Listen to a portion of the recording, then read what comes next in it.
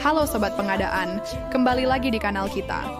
Kalau di episode sebelumnya kita sudah membahas apa itu swakelola dan kenapa pemerintah menggunakan metode ini, sekarang kita lanjut ke tipe yang paling dasar, tapi justru paling sering dipakai, yaitu swakelola tipe 1.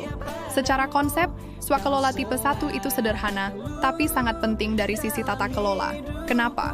Karena di tipe ini, semua proses dikerjakan oleh instansi penanggung jawab anggaran itu sendiri, mulai dari perencanaan, pelaksanaan, sampai pengawasannya. Tidak melibatkan instansi lain, tidak melibatkan organisasi kemasyarakatan, dan tidak melibatkan kelompok masyarakat sebagai pelaksana utama. Semuanya serba mandiri. Dalam swakelola tipe 1, pengguna anggaran atau kuasa pengguna anggaran memegang kendali penuh. PA atau KPA akan menetapkan 3 tim kunci: tim persiapan, tim pelaksana, dan tim pengawas. Ketiga tim ini anggotanya berasal dari pegawai di lingkungan instansi yang sama, tentunya yang sesuai dengan tugas dan kompetensinya. Jadi, tidak ada orang luar yang ikut campur dalam eksekusi pekerjaan. Lalu, kapan sih swakelola tipe 1 ini biasanya digunakan? Ada beberapa kondisi. Pertama, ketika pekerjaan dianggap lebih efektif dan efisien kalau dikerjakan sendiri. Kedua, ketika penyedia barang atau jasa tidak berminat mengerjakan, mungkin karena skalanya kecil atau lokasinya terpencil.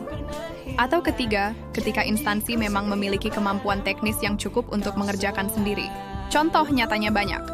Misalnya kegiatan pendataan, survei, penyelenggaraan pelatihan internal, penyusunan kajian atau studi, sampai pemeliharaan rutin berskala kecil seperti perbaikan ringan gedung kantor.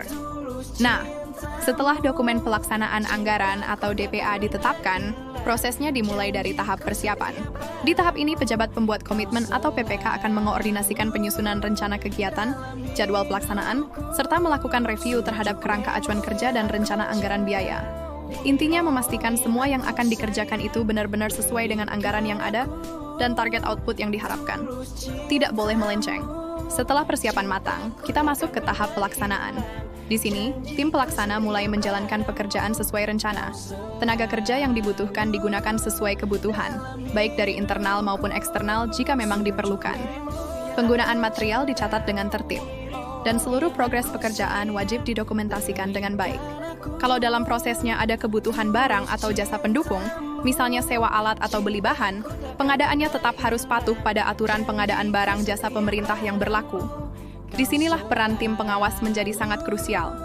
Banyak yang salah kaprah mengira pengawasan itu dilakukan di akhir saja. Padahal, pengawasan yang efektif dilakukan sejak awal pekerjaan dimulai. Pengawas akan memantau aspek administrasi, teknis pekerjaan, sampai keuangannya. Kalau ada penyimpangan atau potensi masalah, tim pengawas harus segera memberikan rekomendasi perbaikan kepada PPK. Tujuannya jelas, supaya kesalahan kecil tidak berkembang menjadi masalah hukum di kemudian hari. Setelah semua pekerjaan selesai 100%, proses selanjutnya adalah serah terima hasil pekerjaan. Tim pelaksana akan menyerahkan hasil pekerjaan beserta laporannya kepada PPK. Setelah diverifikasi dan dinyatakan sesuai, PPK kemudian akan menyerahkan hasil pekerjaan tersebut kepada PA atau KPA sebagai penanggung jawab anggaran. Proses ini menandai berakhirnya kegiatan swakelola secara resmi. Jadi kalau kita simpulkan, swakelola tipe 1 itu intinya adalah soal kedisiplinan dan kemandirian internal instansi. Perencanaannya harus rapi, pelaksanaannya harus tertib, dan pengawasannya harus konsisten dari awal sampai akhir. Kalau ketiga pilar ini dijalankan dengan benar, swakelola tipe 1 bisa menjadi metode pengadaan yang sangat efektif, efisien, dan pastinya aman dari sisi audit.